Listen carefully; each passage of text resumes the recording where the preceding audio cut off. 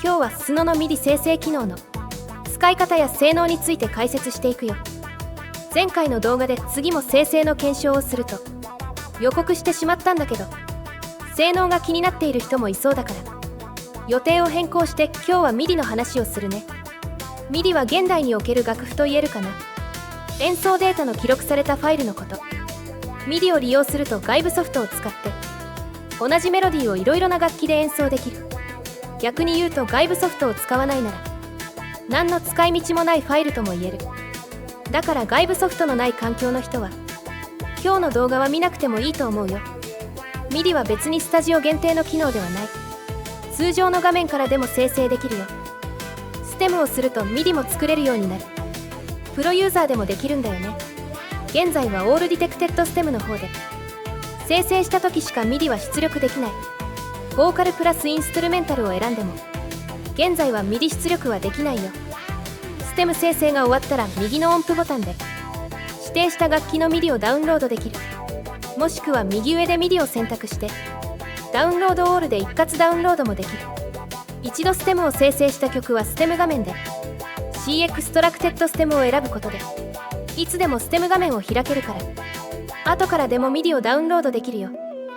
ただここで注意点がある。スタジオでもステムはできるんだけどスタジオのステムのダウンロードでは MIDI ファイルを選択することができない。そしてステムの画面でも認識されない。 MIDI をダウンロードできる手段がないんだ。逆に通常画面でステムを作った曲を後からスタジオで開いてみると通常画面のステムが普通に認識される。かなり変な挙動をしてしまっているね。これは不具合と呼べるレベルだと思うのでおそらくは近日中に修正されると思う。スタジオのステムは通常画面で認識されず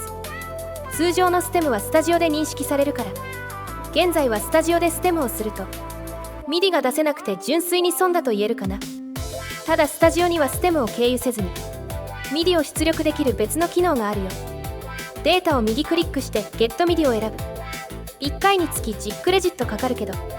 50クレジットのステムを経由しないから相対的には格安でできると言えるね。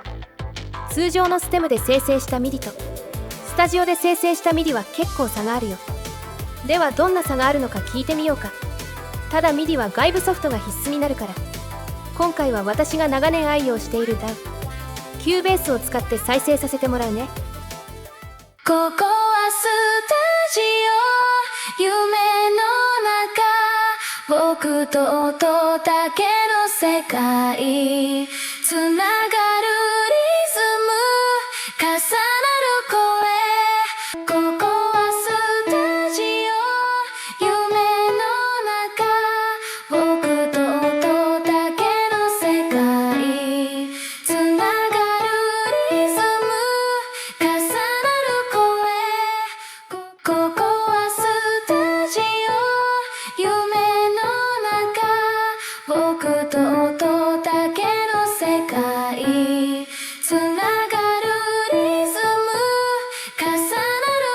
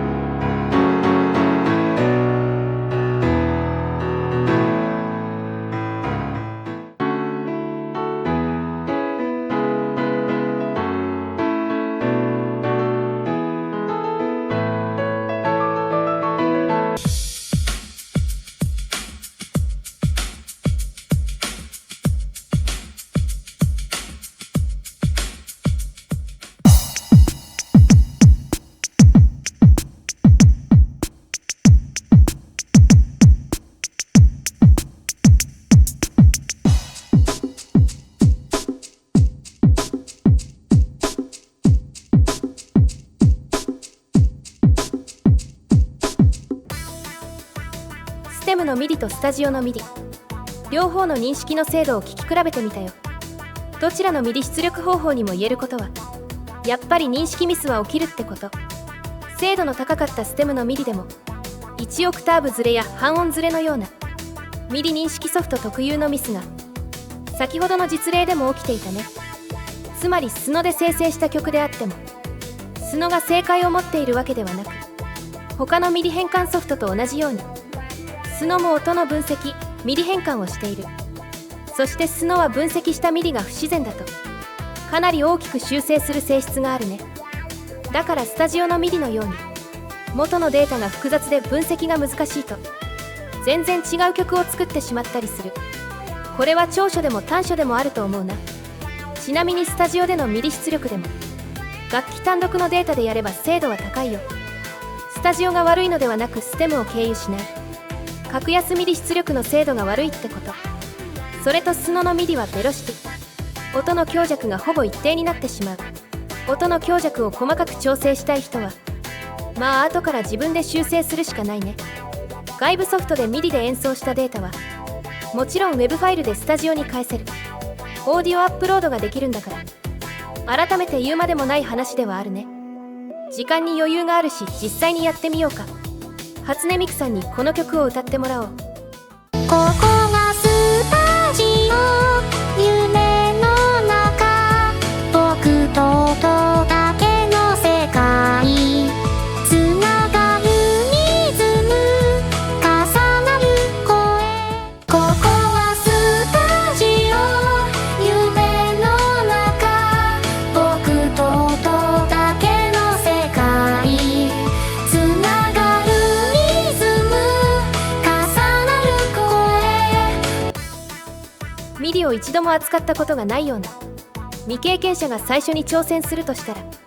ボーカロイド系のソフトで歌声を差し替える。これが一番手軽で実用的だと思うよ。ボーカロイド系のソフトを使う利点は歌声が魅力的とかそういうことよりも